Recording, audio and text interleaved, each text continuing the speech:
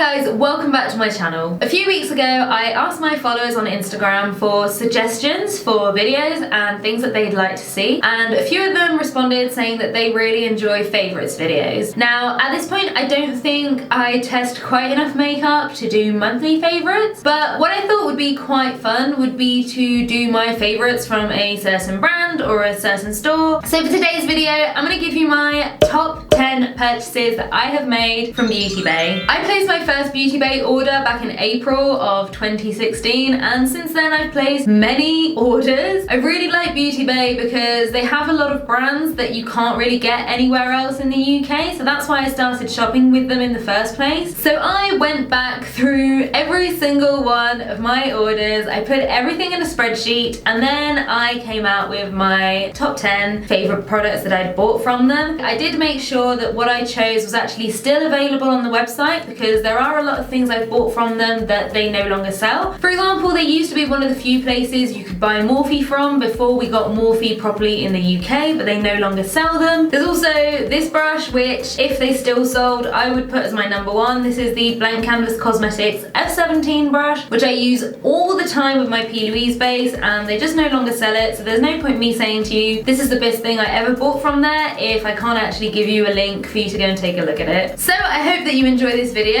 and let's get into my top 10 favourite purchases from Beauty Bay. So first up on my list is this brush. This is the Beauty Bay Rose Gold Glam Get Lippy Lip Brush. Now you're probably thinking that a lip brush isn't exactly very exciting, but I did a makeup course back in May, and after that I really wanted to stock up on lip brushes for my kit, to have several, and I also wanted one for me because I've gone back to using bullet lipsticks, which I'd stocked for a couple of years, and when it comes to applying dark colours, I can't do it. So I wanted one for myself just to make sure that I could get that lipstick application just right. And this one retails for £2. I don't really think that a lip brush is something that you need to spend a lot of money on, unlike maybe face brushes or eyeshadow brushes. And for £2, this is pretty good, and you can just buy as many as you need, and I will probably pick up some more in the future. At number 9, we have the RCMA No Colour Powder. I picked this up 2 years ago. I used to use this all the time, and it is still going. Somehow I haven't finished it. This was a product that everyone was using around that time when baking was really popular and everyone was doing it, even those of us who really shouldn't have been doing it, and I'll raise my hands up. I was one of those people, and that's why I bought this powder. What I really like about this is that it isn't a translucent powder, it's no colour. So as someone who's very pale, I often find that translucent powders just don't work for me. I would pick up a powder thinking it was white and it was actually a translucent powder, I'd get it on my face, and then I'd find out it had a yellow tinge to it, and all of a sudden I was about 3 shades darker and I'd ruined my makeup. Because this is no colour, you can put this on over your foundation and you're not going to change the colour of it. I used to love it with my Makeup Forever Ultra HD Stick Foundation. It used to be my go-to full coverage routine, and I would slap this on and it would stay in place all day. My taste in foundation have changed now, so I wouldn't use it like this anymore, and I haven't reached for it, but I'm putting it in here because I did love it for so long, and also it's a really good deal. This costs £11.95 and you're getting 85 grams of product, which is absolutely massive compared to so many other powders. So I think this is especially great if you're a makeup artist starting out and you want a colourless powder. Get this one, because starting a makeup kit is so expensive. You can definitely save yourself some money by going for this one. Next up, this was my very first purchase from Beauty Bay back in April of 2016, because at the time you could not get this as easily as you can today. This is the Anastasia Beverly Hills Dip Brow Pomade. This is my second jar. My first jar lasted me a year. I wore it all the time. This is when the Instagram brow was in full force. I had it in the shade taupe, and it was the first time that I had a brow product that was actually cool toned. So it's like it opened up this whole new world for brows for me. As I mentioned, this is my second jar, and I do still reach for it. I have since then found other products that I do like. It is still the the only brow pomade I've ever tried, but I'm only putting it in 8th place because I do have a few gripes with this. The first one is the price, because the first time I purchased this, I think I paid either 14 or 15 pounds. It will now cost you 19 pounds to pick this up from Beauty Bay. The second thing is the shade. So as I mentioned, I started off by using taupe and I did like it, but it was coming out really dark for me. When it came around to be buying my second jar, it came out that Anastasia Beverly Hills had actually reformulated the product and made the shades darker, apparently because of customer feedback. So I actually went for the shade blonde. I'll insert a photo of the latest look that I've just done using this. This is so dark. I have dark blonde hair, to be fair, and from the photo I'd say it matches me pretty well. But if you've got lighter hair than me and you don't want to do a dark brow, you can't use this. You'll need to go for a pencil or a powder, but you won't find your shade in this product. And the third reason, and this is probably just me just being a little bit silly, I find that I can only use dip brow when my eyebrows have just been sorted out, so when I've just been to see the beautician. So the photo that I showed you just before, they had been waxed on that day and they looked amazing. If I wait 1 week before using it or 2, I cannot get this product to work for me. It will just look so messy and patchy. There are plenty of people out there who use it for fluffy brows when they've got really nice bushy brows, but with me, just a week of growing back and this looks awful. I do still like it when the time is right, and I think it's a great product to try at some point if you can find the right shade. On to number 7, and guys, I have used this so much that the writing has completely faded, and this is also the old packaging. This is the Ofra liquid lipstick in the shade Manila. Now, I really wanted to test the Ofra formula because Niki Tutorials used to speak about them a lot, and then she did a collab with them. You'll start hearing me say her name quite a lot in this video. I actually bought this shade by mistake. I wanted something that was a lot more cool toned, and I bought this from my work laptop for Black Friday 2 years ago, thinking it was cool toned, and it arrived and I swatched it and realised that it was just a much more warm tone nude and thought this is just never going to suit me. But actually once we got to summer and I had a little bit of colour in my face, I loved it. It just became my perfect summer nude. I wore it for months. It didn't dry out my lips, it didn't crack, and it lasted for ages. The formula's just lovely and I really need to try more of these from Ofra. For some reason this still hasn't dried out, so I can still use it, but when I do run out I definitely will be repurchasing it. I didn't reach for it as much this year because, as I mentioned, I've been going back to bullet lipsticks, and the shade Cashmere from Revolution Pro is very similar. But as far as liquid lipstick formulas go, this is definitely one of my favourites. It's super comfortable, and for £12 you really can't go wrong. At number 6, it's another product from Anastasia Beverly Hills, and this was the second part of my very first order. This is the number 12 brush. I think a lot of people underestimate the importance of a good brush when it comes to doing your brows. If you have a brow pomade and you think it's not working for you and you're just using any old random angled brush, maybe try another brush and try this one because it's really, really good. Let me quickly show you what I mean. So this is the ABH brush, and then on this side I've got a brush from the Iconic London Ultimate Brush Set, which is a fantastic brush set, and this angled brush is described as being for your eyebrows. Now I have tried using this for my eyebrows and it was a complete disaster. I love it for liner, but it won't work for your brows. If you look at it, it's longer, it's quite a bit wider and fluffier than this one, and it's also very soft. So if I push along the hairs, they kind of push over, whereas if I do it with this one, it's just a lot more stiff, a lot more held together, and a lot more narrow. And that really is what you need when you're using a pomade, because you need to have that control. I really can't imagine using anything else to do my brows when I'm using a pomade, and I do really want to purchase another one of these to put into my makeup artist kit. The only thing with that is that this retails for £18, but highly worth the investment in my opinion. We've made it to the halfway mark, so this is now number 5 on my list, and here's a couple of familiar names. It's the Ofra and Niki Tutorials collaboration, the highlighter in the shade Glazed Donut. I lusted after this for ages. She did the original collaboration where she had the 3 highlighter shades in one, and I didn't get that because I think it's a little bit wasteful. I know that people always say the shades that don't suit you as a highlighter, use them instead as eyeshadow or something. It's not gonna happen. I know it's a waste for me, so I decided not to get it, and then she released them individually. And I also got this on Black Friday because this is £26. Beauty-based Black Friday sales, always amazing. If there's stuff that you want to get and it's a little bit expensive, wait until then because you'll get such a good deal. For ages, I just didn't use this. I was so sparing with it because it was so expensive. But just look at this. Oh. Look at that. I don't think I've ever heard anyone say anything bad about Ofra's highlighter formula. Everyone seems to love it. It's just super soft, super buttery, super reflective. I've just rediscovered it lately just for tip of my nose, my cupid's bow, a little bit on the center of my forehead and my chin just to highlight. And what I've also started doing, using a different highlighter on my cheekbone and then using this one to intensify it, and oh my god.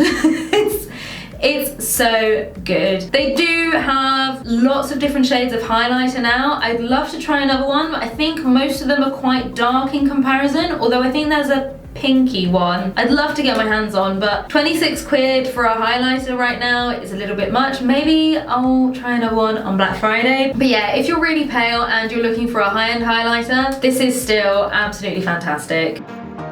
Okay, so we're on to number 4 now, and this is where I was starting to hesitate on where to place stuff. I am kind of cheating here because I've got a few products from the same brand. It's The Ordinary. Now, I've put this in number 4 because so far not all the products I've tried from them have worked for me. This retinol, for example, 0.2%, I've had to stop using. I didn't like it. I might try reintroducing it. I haven't decided yet. I've also picked up the ascorbyl glucoside solution. They're starting to make some slightly pricier products because their whole idea is that they're really affordable, and this one was like £8 or £9 I think, so definitely starting to creep up. Haven't tried it yet, but the 2 that I really want to talk about are these 2. The first one is the hyaluronic acid. My skin loves this. Now, I've heard so many people mention that this isn't that good of a hyaluronic acid serum, and what you need to keep in mind is that The Ordinary is cheap, so the ingredients are going to be cheaper, but my skin just loves this. I'm using it morning and evening at the moment because I was having issues with dryness, and this leaves my skin feeling so plump and so refreshed. This is my second bottle. If you want to give hyaluronic acid a go, this is a good one just to try it out, see how you feel about it, and then if you want to move on to a more expensive one, you can do. The second product that I really like from them is the lactic acid 5%. So I first purchased this a year ago, and I got it from ASOS at the time. What I actually was thinking of getting initially was the glycolic acid, but I did a little bit of research about it, and because my skin is dry and can be sensitive, the information I was getting was actually telling me that lactic acid was going to be better for me. And that's something that I quite like about The Ordinary, is it forces you to do that research and find out about skincare that you maybe wouldn't do with just normal drugstore products. That's something that personally I enjoy. So I started using this, and then I actually switched to the Revolution Skincare one when I ran out, just because Revolution Skincare is a little bit easier to get. You can find it in Superdrug, so it was just a bit more accessible. And a couple of months ago, my skin really wasn't doing well, and I was thinking back to last year when my skin was just doing a lot better. To be fair, a lot of things have changed in my routine since then, but I was trying to think about what was different and what I could do to improve it, and one of the things I was using at the time was this. So I switched back to it, and I do prefer it to the Revolution Skincare one. My skin loves this. I've built up a tolerance, so I use it every night. If I don't use it, I can tell the difference in the morning. My skin will not like me. The one thing I will say about The Ordinary, there is a great video that LA Beautyologist did the other day. She's the Golden RX, I think, on YouTube. I will link it down below,